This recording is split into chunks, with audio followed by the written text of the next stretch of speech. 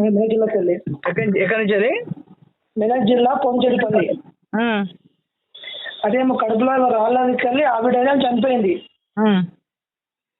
వాళ్ళ పేరెంట్ ధర్నా చేస్తారు. ధర్నా చేస్తుంటే సాయంత్రం వరకు కొలికి వచ్చి కాంప్రమైజ్ అయ్యారు. వాళ్ళు 10 లక్షల రూపాయలు ఇచ్చేసారు. పిల్లలకు స్టడీ మాట్లాడి వాళ్ళు వెళ్ళిపోయారు. వాళ్ళు వెళ్ళిపోయినాక మీడియా కవర్ అయితే ఇంటికి వెళ్ళిపోతున్నాం అన్న. ఆర్టీవీ వాళ్ళు లైవ్ పెట్టారు. ఆర్టీవీ వాళ్ళు ఓకే ఆ లైవ్ కట్టి హాస్పిటల్లో నిర్లక్ష్యం అద్దె కూడా లోపలికి వెళ్ళిపోయారు. మాట్లాడు కూడా పెద్ద అడ్డ ఉంటుంది.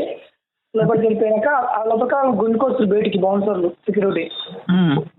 మేము ఇంటికి వెళ్ళినాము. బండి ఆపేసి మన అందరూ మీడియా వాళ్ళు కూడా 15 మంది మీడియా ఉన్నారు. గేట్ పెట్టినారు. మేము ఇక్కడ బండి ఆపేసి వాళ్ళని కొడుతున్నా విజువల్ తీస్తున్నాం. అప్పటికి ఆర్టీపై దాడి జరిగింది. వాళ్ళకి ఎవరు కొట్టి వాళ్ళని బాగానే కొట్టారు. ఆర్టీవీ వాళ్ళని వాళ్ళు పని చెప్తున్నారు. బౌన్సర్లు ఉంటారు సెక్యూరిటీ చాలా మంది ఉన్నారు. వాళ్ళు నేను తీస్తుంటే నేను అదికి వీడియోలు తీస్తున్నా. మొత్తం అదికి వీడియో తీస్తుంటే ఆ బయటికి నా ఫోన్ లాక్కొని పడగొట్టి సెక్యూరిటీగా బౌన్సర్లు అలా ఎంప్లాయీస్ ఉంటారు అన్నమాట. ఎంప్లాయీస్ ఉంటారు ఇన్ఛార్జ్ వాళ్ళు. అంటే ఇప్పుడు మిమ్మల్ని ఒక 20 మంది కొట్టినట్టున్నారు కదా? నన్ను 8 మంది 20 మంది దాకా చుట్టున్నారు. 8 మంది కొట్టారు. సెక్యూరిటీ ఆటోలో కొట్టింది 30 మంది గ్యాంగ్. అది నన్ను కొట్టింది 8 మంది. అంటే మీ చుట్టూ కూడా 20 మంది ఉన్నారు కానీ మేము కొట్టింది మాత్రం 20 మంది. 8 మంది మేము కొట్టింది 20 మంది. అంటే 20 మంది ఉన్నారు గుంపు. మాత్రం 8 మంది మిమ్మల్ని కొట్టారు.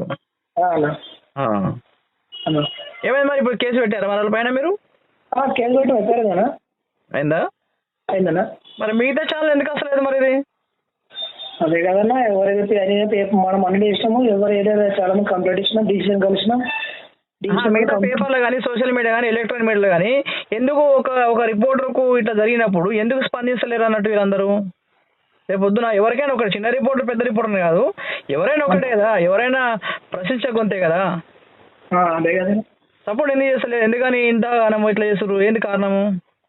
మల్లారెడ్డి కారణం మల్లారెడ్డి అంతేనా? అంతే.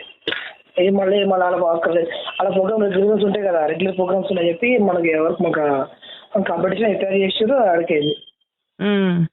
అదేనా డిసిషన్ కలిసినాము. డిసిషన్ కంప్లీట్ మీరు కలిసిరా? మల్లారెడ్డి సార్ కలిసిరా? ఎమ్మెల్యే కలిసిరా మీరు? కలవాలి. అంటే మీకు రమ్మని మాట్లాడదామని చెప్పాడా మరి? అదేం చెప్పలేదు. అంటే ఎందుకు మాట్లాడంటే మేము కొట్టిరు కదా, దానికి ఏమన్నా అయ్యో ఇట్లా అయింది కదా బాబు అది ఏమన్నా చెప్పడానికి, నిన్ను ఓదార్చడానికి?